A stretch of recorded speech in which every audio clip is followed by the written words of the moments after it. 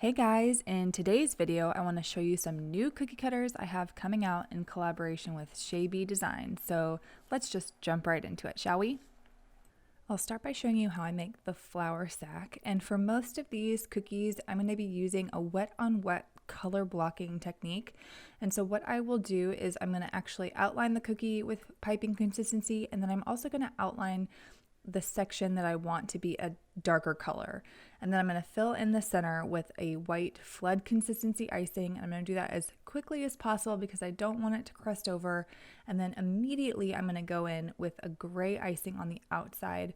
And I'm going to start by piping right up against that white icing, because what I want is I actually want these two sections to kind of meld together to be one surface. I don't want there to be any dimension between them. So it kind of looks like there's actually a shadow around the outside of the bag. And once the bottom portion of the bag has had a chance to crust over, I'm just going to outline and flood that little top flap of the bag. And I'm doing that so that there is dimension between the top flap and the bottom section. So kind of the inverse of what I did with the bottom section.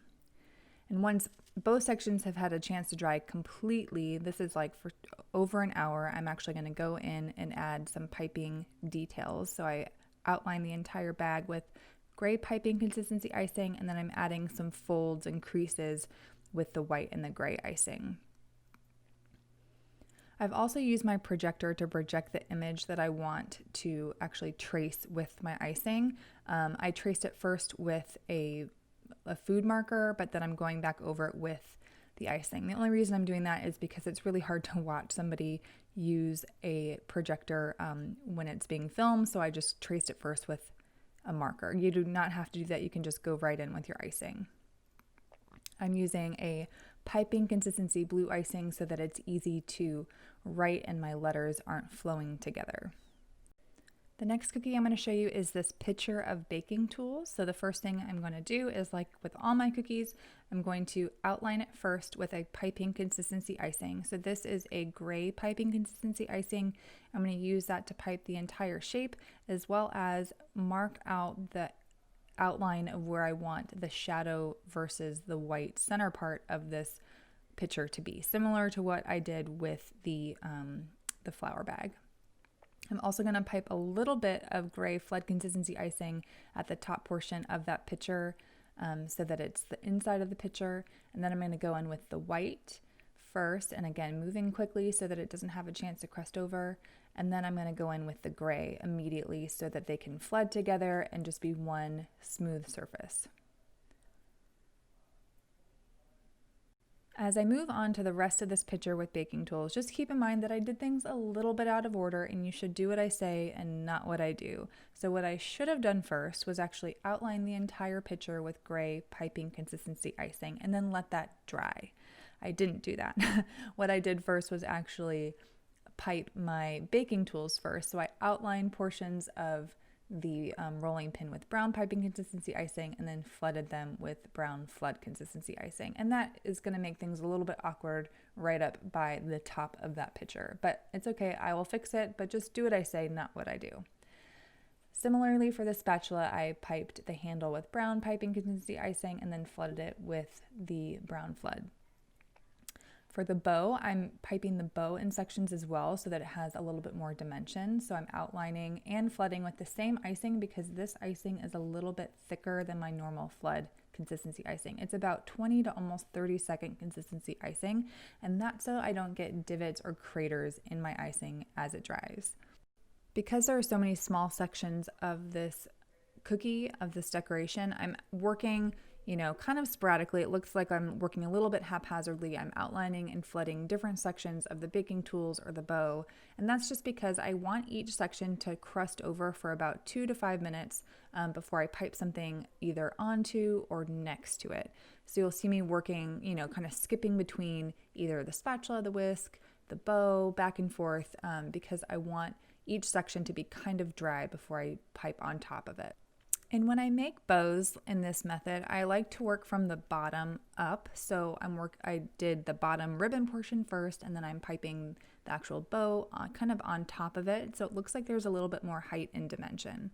And the last step is to add the whisk to the top of the whisk, which is just some concentric ovals that kind of overlap at the top and the bottom, and then the knot of the bow. Now let's move on to the piping bag. The first step is to pipe the outline of the icing in the piping bag, and this doesn't have to be perfect, especially at the top, because that's all going to get covered by the bow anyways. So first I just flood it with some blue icing or whatever color you want your icing to be, and then I'm adding some highlights with some white icing, and I'm doing that immediately so that they just flow right into the blue icing. And I like to use my scribe tool to just help blend that all together. Next, I'm going to outline the top portion of this piping bag. This would be where all that plastic is kind of gathered above the knot of the piping bag. So I'm outlining it with gray piping consistency icing, and then I'm flooding the sections with either gray or white. And I apologize for how blurry this is. I didn't realize that it wasn't focused, but hopefully you get the idea. So the bottom portion of that piping bag is flooded with gray icing, and then I added in some white highlights with the white icing. And you can see I'm filling in the sections to the side, and this isn't going to show, so it can be really whatever color you want, but I just wanted to flood it so that I actually had a base for the bow that's going to sit on top. You'll see it all kind of makes sense once I add the bow. I'm adding in some details with either the blue or the gray piping consistency icing. I'm adding just lines to make it look like there are creases or folds in that piping bag. So similarly to the pitcher with the baking tools, I am just outlining and flooding different sections of the bow. So I'm starting with the ribbon that's coming out below the actual bow, and then I'll pipe the bow part once it's had a chance to crust over. Again, I like to work from kind of the bottom up so that I have a little bit more height and dimension in my bow. And then again, once all the sections have had a chance to crust over, you can add the knot in the middle. And then the last cookie I'm going to show you is this crossing rolling pin and whisk with a bouquet of flowers right in the center. It is my personal favorite. And like the other cookies, I'm going to start by outlining and flooding just sections of this rolling pin and whisk separately so that each section has a chance to crust over before piping something immediately on top of or next to it. So you can see that I outlined and flooded the actual rolling portion of the rolling pin first. I'm going to let that crust over while I work on the whisk portion of the whisk. And because this is piping consistency icing, I'm not worried about the piping of the whisk flowing into the rolling pin. Also, this is going to be covered by flowers, so I'm not too concerned about how it looks.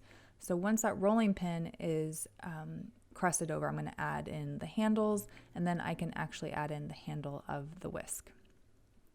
And once that has crusted over, you can add in some piping details by outlining the rolling pin, the handles, all that stuff. But you're going to want this to dry completely before adding the flowers. Now it's time to add some flowers on top. So the first flower I'm going to make is a rose, and this is actually going to be made separately off of the cookie on a rose needle. This is not a great tutorial of how to make royal icing rose. I highly recommend looking one up if you want to learn how to do it yourself. And that's a good lesson for all the flowers in this. I'm going to be moving pretty quickly. I'm just kind of showing you how to decorate this particular cookie.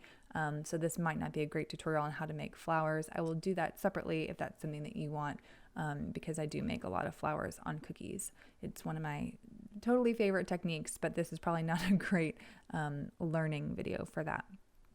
I will indicate all of the piping tips and the types of icing on top of this video so that you know exactly what I'm using to make these flowers and leaves, so that I'm not just talking the entire time.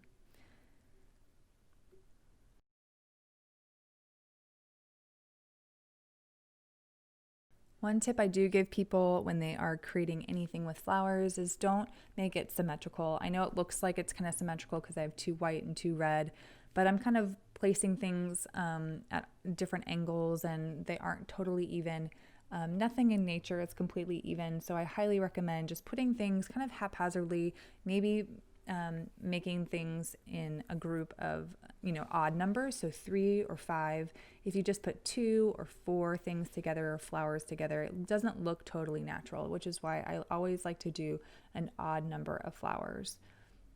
And there is my quick video of how I decorated my new cookie cutters with shabby designs. I know this was quick and fast and I covered things really quickly. So if you'd like to see a more in-depth video on something like wet on wet techniques or flowers, please let me know down in the comments and I will be happy to make a video for that.